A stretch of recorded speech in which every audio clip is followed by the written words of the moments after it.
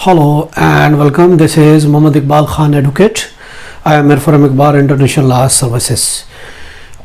Today we are here for the legal topic. आज का हमारा जो लीगल टॉपिक है वो वरासत कब और कब तक क्लेम की जा सकती है। जो वरासत है, जो इनहेरिटेंस है, वो कब से कब तक क्लेम की जा सकती है। यानी जब किसी आदमी की डेथ हो जाती है तो डेथ होने के बाद उसकी जो मूवेबल और इमूवेबल प्रॉपर्टी होती है उसको हम कब तक क्लेम कर सकते हैं। यानी 6 महीने, साल, 2 साल, 5 साल, 7 साल कब तक क्लेम कर सकते हैं और कब तक क्लेम नहीं कर सकते। कानून इसके बारे में क्या कहता है, ये हमारा आज का टॉपिक है कि जब कोई डिसीज कोई प्रॉपर्टी छोड़ के जाता है, चाहे कोई बैंक अकाउंट है, कोई प्रोवाइस बॉन्ड है, कोई सेविंग सर्टिफिकेट है, या इसके अलावा कोई इमूवेबल प्रॉपर्टी है, कोई मकान है, कोई प्लॉट है, कोई बिजनेस है, तो उसको कब जो उसके लीगल वर्सा हैं, जो उसके लीगल हेयर्स हैं, वो कब तक उसको क्लेम कर सकते हैं, कितने अरसे तक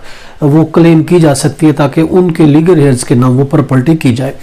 देखिए ये हमारा टॉपिक है when and in which period heirship can be claimed.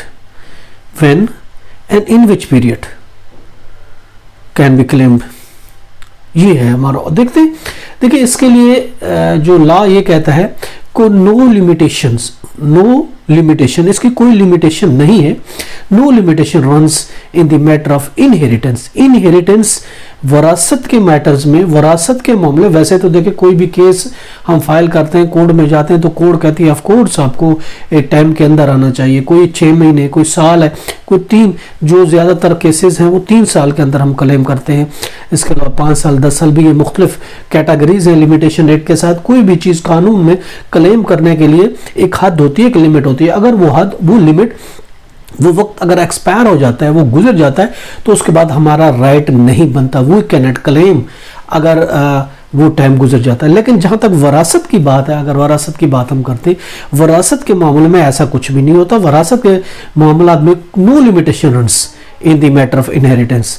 उसके बाद हम आपको ये रूलिंग भी है 2016 YLR page 1270 Sindh high court. तो ये एक रूलिंग है, इसके में यही कहा गया है कि वरासत को कभी भी क्लेम किया जा सकता है, चाहे 5 साल गुजर जाए, 10 साल गुजर जाए, 20 साल गुजर जाए, तो वो जो हमारा राइट है वरासत में हक का, वो हमारा ख़त्म नहीं होता। हम कभी भी किसी भी वक्त अपनी वरासत को क्लेम कर सकते हैं। और इसके अलावा वरासत में मियाद समात लागू नहीं होती, उसमें कोई लिमिटेशन लागू नहीं होता कि यानी 2 साल, 6 साल, इसकी कोई लिमिटेशन नहीं। जब चाहें, जब वक्त मिले तो उसके जो लीगल हेयर्स हैं, जो वर्सा हैं, वो अपनी इनहेरिटेंस को क्लेम कर सकते हैं। उसके लिए रूलिंग 2013 है, CLC पेज 52 है, लाहौर है।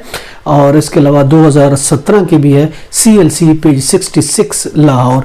ये रूलिंग है, इसमें यही दिया गया है कि जो वरासत है, वरासत को क्लेम करने के लिए किसी वक्त की, किसी टाइम पीरियड की ज़रूरत नहीं होती। दूसरे केसेस हैं उसमें लिमिटेशन एक्ट लागू होता है और उसमें हमारी रिकवरी है, कोई क्लेम है, कुछ भी है करने के लिए, हमें कोर्ट में आने के लिए हमें एक मुकर्रर कोर्ट ने हमें टाइम दिया होता है।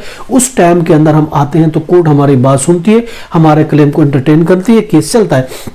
अदरवाइज वो अगर टाइम एक्सपायर हो जाता है तो कोई भी क्लेम कोर्ट एंटरटेन नहीं करती। जबकि जो वरासत है, वरासत के मामले में ये है कि वरासत में कोई लिमिटेशन वो नहीं होती, कोई लिमिटेशन रन्स नहीं होती और उसमें मियाद समात लागू नहीं होता। हमें जब वक्त मिला है, जब हम चाहते हैं, हम कोर्ट में आ सकते हैं एज ए लीगल हेयर्स के तौर पर हम उस चीज़ को क्लेम कर सकते हैं। जो वरासत है उसमें जो प्रॉपर्टी है, मूवेबल है, इमूवेबल है, जो भी है वो क्लेम की जा सकती है। ये था हमारा आज का टॉपिक। इसके साथ ही हमें इजाज़त दीजिए, कल एक नए टॉपिक के साथ आपकी खिदमत में फिर हाजिर होंगे।